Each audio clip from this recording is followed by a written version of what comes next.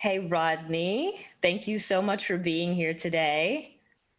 Hey, Dom, it's so good to see you. I'm so excited to dive into this conversation. But before we do that, for those who are watching virtually, who might be unfamiliar with your work, can you please just briefly introduce yourself and what you do? Absolutely. I also don't want let this to pass. Congratulations on your 1 year anniversary. Oh, Woohoo! yes, yes. Thank you. Thank you. Absolutely. So, just to give a little context, I have been in the technology startup and venture ecosystem approaching, oh my God, 25 years. I got my start back in 2000 formally with the inception of multicast media technologies. We were pioneering developers of linear streaming technologies. Actually, in that day, they didn't really call it streaming. It was still called IPTV or multicasting, which was a construct created actually by Mark Cuban with his inception of broadcast.com. And so started my career off as a startup founder in the internet streaming space. That company was acquired in 2010. I released my fourth book, Kingonomics, 12 Innovative Currencies for Transforming Your Business and Life, inspired by Dr. Martin Luther King in January of 2013. And in June of 2013, OHUB was born. My wife and I co-founded OHUB as a platform to ensure that everyone everywhere has equitable access to the technology startup and venture ecosystem as a path to creating new multi-generational wealth with no reliance on pre-existing multi-generational wealth. And so we are fastly approaching our 10-year anniversary as well. I do a few other things, general partner of a small venture fund, 100 Black Angels and Allies. I'm actually a fund manager for the states of North Carolina and Alabama for their venture capital programs. I'm a non-resident senior fellow at the Brookings Institution as well. So you're born and raised in Atlanta, Yeah. and you went away briefly for college, but then you came back and started building, and you've been investing in it long before, it was, what it is today. What potential did you see in the city that made you want to come back? Well, the potential, one, as an Atlanta native and my wife being an Atlanta native as well, after my undergraduate work, and then I attended Penn State University College of Medicine, decided not to pursue that career pathway. And so really in coming back to Atlanta, it wasn't that there was a thriving technology ecosystem. It was really pulling on Atlanta's past history of empowering Black entrepreneurialism, even going back to our first Black mayor, Maynard Jackson, who, when negotiating a deal with Delta Airlines to relocate from Macon, Georgia, after they left Birmingham to come to Atlanta, Georgia, he negotiated for more than 35% of the airport contracts and vendor awards to go to qualified minorities and women. And that really shifted the trajectory of Atlanta as a place that you could build a company. And so that was really a part of the reason for coming back home and starting from there, along with just the density of talent that exists in Atlanta when you talk about Spelman College and Morehouse College, Clark Atlanta University, Morris Brown College. Of course, there's also Emory and Georgia Tech. There's a density of technology talent, but there's also this entrepreneurial spirit that really exists at the intersection of innovation and culture and capital that, really became the thesis of OHUB as well. So it's kind of built on the thesis of Atlanta. And so that's one of the reasons, why we decided to come back home and build in Atlanta.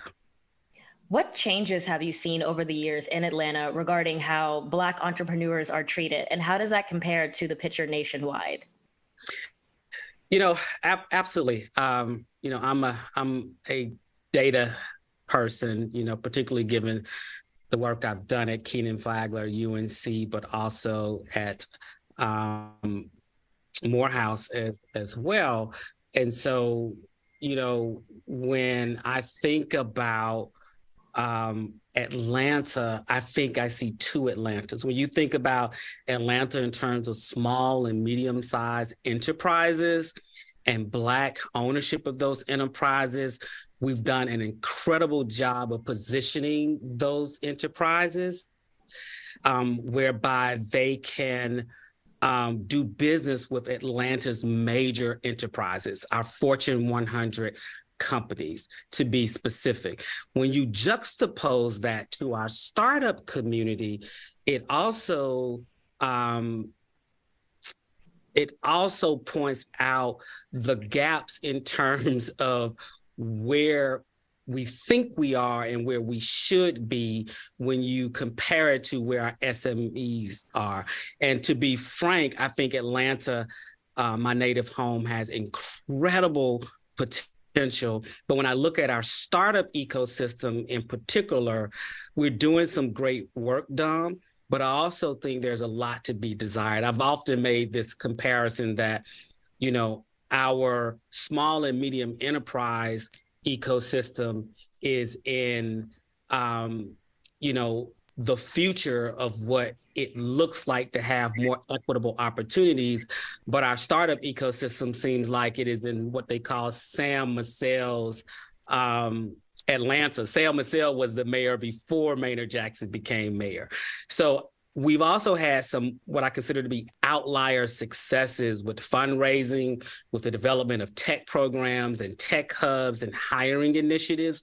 But it's really, really time for us to double click and scale those beyond the performative. So I'm excited about the possibilities of Atlanta, but there's some critical work that has to be done that is more substantive, with depth and with range, as it relates to us really continuing to be that leader as it relates to being a Black tech hub or a Black tech mecca, as we call it. And of course, part of, getting more opportunities for, Black entrepreneurs in the ecosystem is all about, of course, playing that somewhat venture game. And so I'm really interested to know, what have you learned about the relationship between the Black community and the way power moves that you didn't realize before you entered the venture tech ecosystem in Atlanta? That's an incredible, question. Very incredible question. So when you look at how power was negotiated, going back to when Maynard Jackson became the first Black mayor, there seemed to be like this 50-year pact or covenant that Black Atlanta would lead the political constructs, but white Atlanta would continue to drive the capital markets. And so there was sort of this negotiation that happened whereby we saw Black economic gains through Black political power. For us to experience that in, a fourth industrial revolution that's being driven by artificial intelligence, machine learning, quantum computing, blockchain, you name it, all of these edge technologies that are being brought to market by companies being fueled by venture capitalists. When you think about that capital formation, we've got some work to do to make sure that the Black power structure, which really stands for a diverse, equitable, and inclusive platform for all Atlantans to actually participate in this experiment that was envisioned by Black political leadership going back 50 years. And so it's now time to transition that same level of thoughtfulness and planning and strategy to our startup ecosystem, particularly as it relates to the capital stack that is available for early stage founders. And I'll give you a case in point.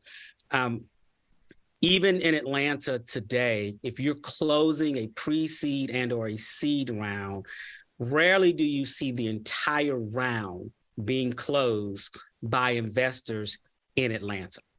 There are a couple outliers where we have seen this happen, but usually there may be a lead investor coming from sort of the group of investors that are in town, and then those founders are hopping planes or now hopping on Zoom calls, talking to investors on the West Coast, New York, Seattle, and just across the country, if that makes sense. Now, what I'm hopeful of is that there's a federal opportunity, thereby a state opportunity for the State Small Business Credit Initiative, SSBCI, which was reauthorized by the Biden administration. It was an Obama initiative, $10 billion to states to fund small businesses. It was reauthorized as a part of the American Recovery Plan Act, which was a response to the coronavirus. $10 billion goes to the states, and a lot of the states, including Georgia, have an allocation towards venture capital. And I believe there are talks about actually a carve out specifically for what the government is calling socially and economically disadvantaged individuals. So if the state of Georgia gets this right, we're going to see more capital, early stage capital going into the ecosystems that are demonstrating a density of high growth company building. So that's going to be, of course, Atlanta, greater Atlanta, but also Atlanta proper. It's also going to be Savannah, Georgia, Augusta, Georgia, as well. Those are centers of innovation density. Athens, where the University of Georgia is as well, is now also doing more as well. So to summarize all of that, I know I said a lot, but to summarize all of that, being a native of Atlanta, I watched how our Black policymakers were able to create economic opportunity that created more millionaires and created thousands of upwardly mobile jobs through supplier diversity negotiations, through community benefits agreements negotiations, and also through government contracting opportunities. That same strategy must be applied to the startup ecosystem, and therein lies the opportunity, because I think we've just really started to have those type of conversations. And I want to talk a little bit about you and your work with OHUB, because you mentioned that you wanted to forge a path for people to create multi-generational wealth without reliance on pre-existing generational wealth. And so I wanted you to kind of go deeper into that. Like, what does that mean, and how, based on the ways in which, the economic and social systems work in this country, how do you prep a historical outsider with the tools to be an insider?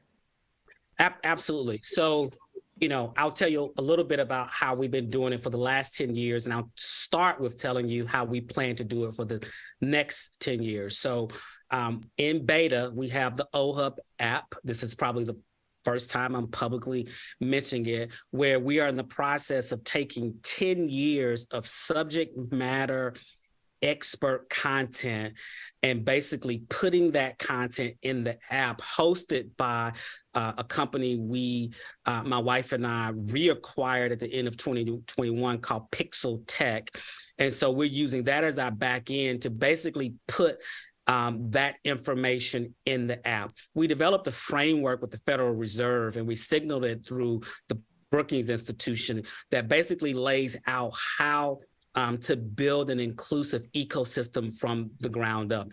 And so that's really the playbook of Opportunity Hub. So this app really starts at the early exposure level, exposing people to the opportunities for work, for career pathways, for upskilling, but also the science of high growth company building. We teach company building as a science and a practice, and then also the connectivity that's required to connect to startup investors as well. Now, at a broad sense, when you think about OHUB, you think about it in terms of the placemaking work we've done in Atlanta, in Kansas City, in Austin, Texas, with South by Southwest and Houston Tillerson, and also now in New Orleans, Louisiana. So there's placemaking stacked with programs and now stacked with products. Let me give you some data. Over the last 10 years, OHUB has helped over 1,700 Black and Brown college students and adults get exposed to the ecosystem, get upskilled in the ecosystem, either through our immersive programs like HBCU at South by Southwest, or our coding boot camps, or technical sales, or cybersecurity boot camps, and secure their first job with an average salary of $90,000. That has been a path out of poverty for a lot of Black and Brown people that have gone through OHUB's programming over the last decade. In addition, on the high growth company building side, we have pre-accelerated or incubated nearly 500 companies through our high growth company building programming. We're now expanding on that as well with some federal contracts and awards. And then on the capital formation side, we've seen our founders go on to raise millions of dollars for their seed rounds, or even some for their Series A rounds. We also took it a step further with the 100 Black Angels and Allies Fund.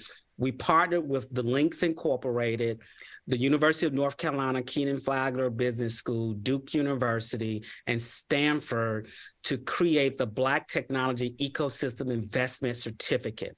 So we are teaching Black people and allies how to invest in the Black tech startup and venture ecosystem as an emerging asset class. I had the opportunity to signal this in a congressional testimony in front of the Financial Services Committee a couple of months ago, where they're looking at having these type of certificate programs count towards an American being considered an accredited investor. And so, 3 lanes that we don't deviate from. There's the upskilling to career pathways, there's the high growth company building, startup support programming, and the capital formation as well.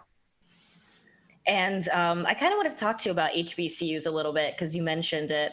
How would you like to see them become more involved within the venture ecosystem? That's an incredible question. I didn't attend an HBCU. I was headed to Morehouse all my life, and I visited Tulane on a weekend, and that's what helped me make my decision to go to New Orleans, Louisiana for my undergraduate studies. My wife, however, is a graduate of Howard University.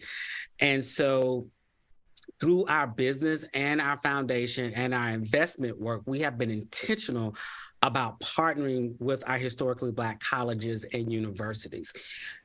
My advice to the leadership of HBCUs is to partner with the ecosystem builders that are already doing this work, and together form a coalition to go after corporate, philanthropic, or even federal government funding or state funding that is specific to innovation. There are a lot of opportunities in the pipe.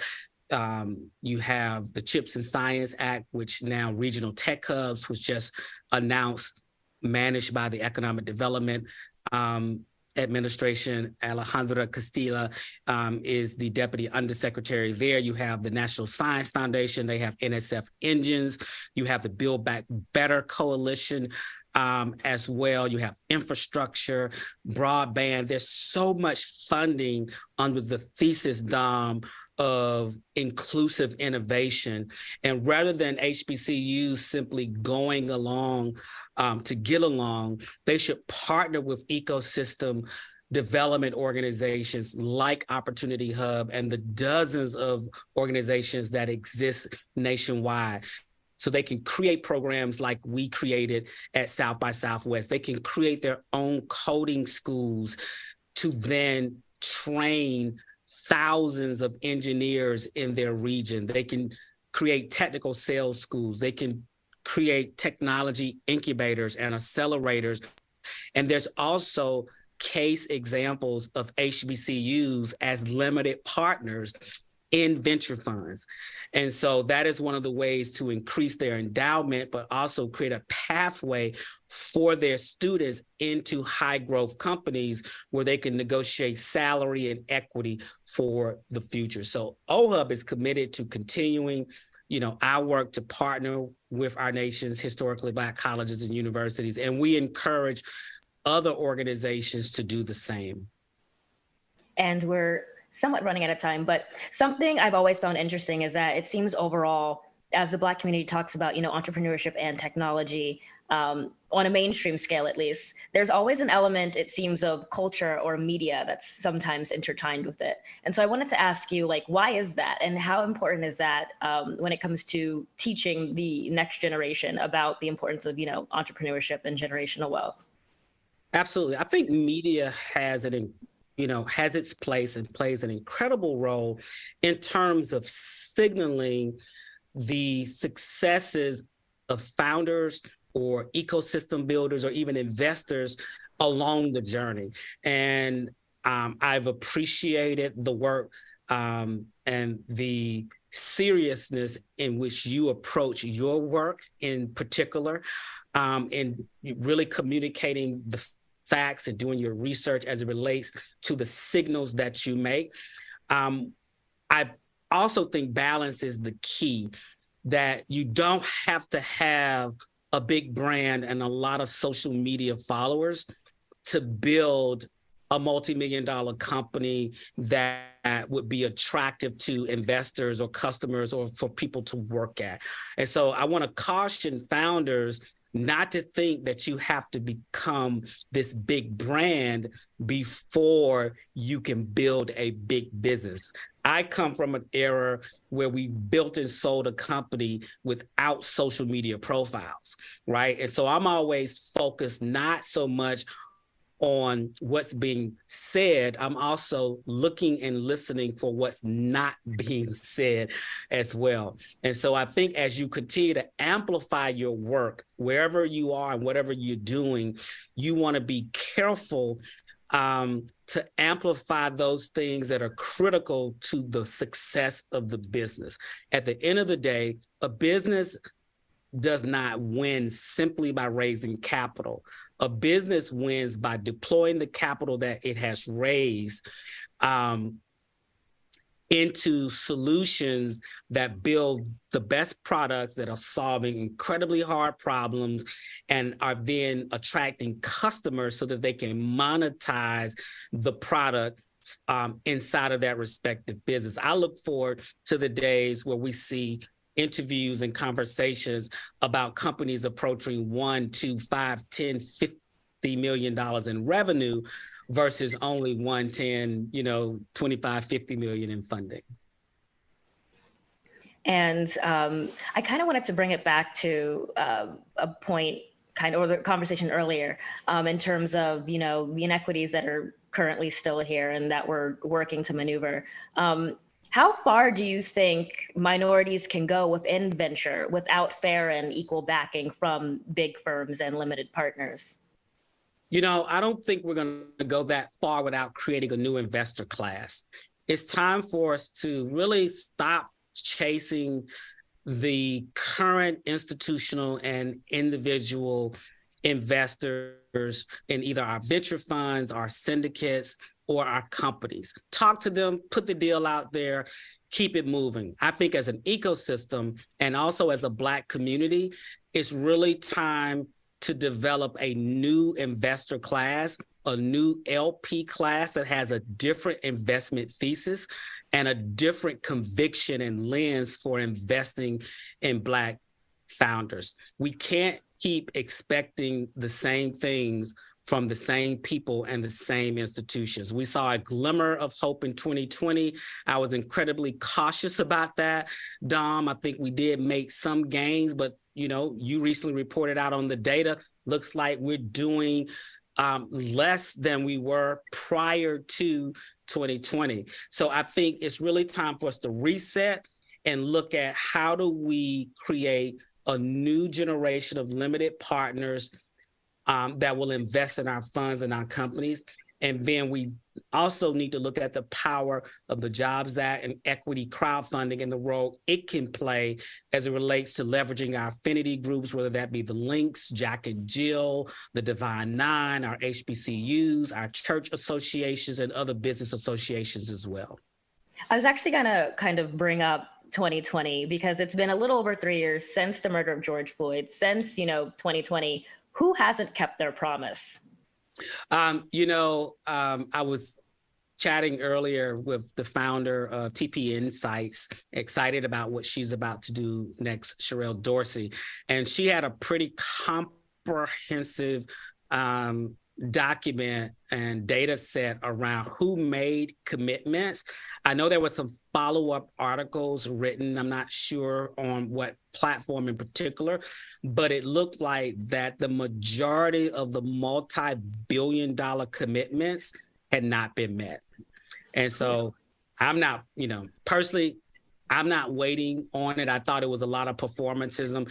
Let me give you a stat. So in 2020 and 2021, I worked with Brookings Institution to signal, to write and signal a report on how much would it cost to reach parity towards equity, right? We really got to understand these terminology when we're talking about economic equality versus economic parity, and then economic equity. Parity, equality, or equality, parity, and equity. To reach parity and a path towards equity, we're looking at $23 to $26 billion annually to close that gap, whether it's the upskilling to career pathways gap. We know that was about a $50 billion gap of the amount of Black people that should be in tech but aren't in tech because of the discriminatory practices that exist. That's $1 trillion lost in income over 20-year period, a generation. We can close that with that level of investment. So when people are hearing like, 100 million, like it sounds big, Dom. 150 million sounds big. But when you actually count the cost of what it will take to get us to equality and to parity and to equity, we're talking tens of billions of dollars a year for the next 50 years. And so we've got some work to do. I'm committed to doing the small part that we can do. And I'm excited about the others that are also on this journey as well. And this seems like a good note to end it. But before I do that, my final question, what happens now? What's next? Well, I just turned 50 in December of 2022. We are approaching the 10-year anniversary of Opportunity Hub. We have a vision to expand OHUB to 100 cities over the next 10 years in some iteration. On the capital formation side, I'm incredibly excited about the work we're doing in North Carolina. And now I'm excited to announce we're working with Alabama as well. So a total combined of about $75 million to invest in socially and economically disadvantaged individuals. They call it SETI, fund managers and founders in those two states. And so there's just a lot to do, but that's what OHUB is doing. I'm excited about our new energy technology incubator in New Orleans, Louisiana. Look out for that announcement soon because we're going to be investing $500,000 a year in 5 founders over the next 4 years. And we're also, Dom, are just applying for a lot of federal funding that's being made possible by the Biden-Harris administration. And that is all we have time for today. So thank you again for coming on. And thank you everyone who is, watching, listening. Stay tuned for the rest of what Total ATL Live has to offer. And have a good rest of the day.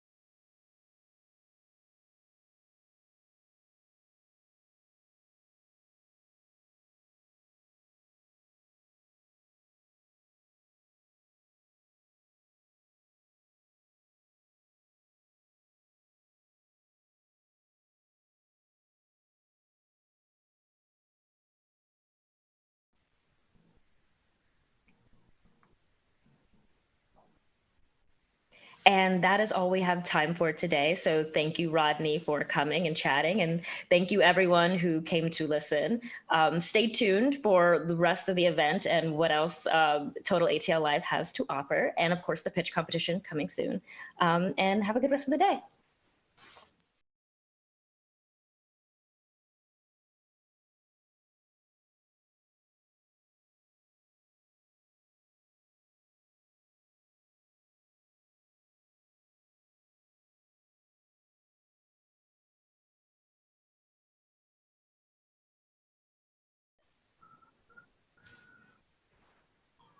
And that is all we have time for today. So thank you, Rodney, for coming. And thank you, everyone who came to listen virtually. Stay tuned for the rest of the event and what Total ATL Live has to offer. And of course, the pitch competition coming soon. And yeah, have a good rest of the day.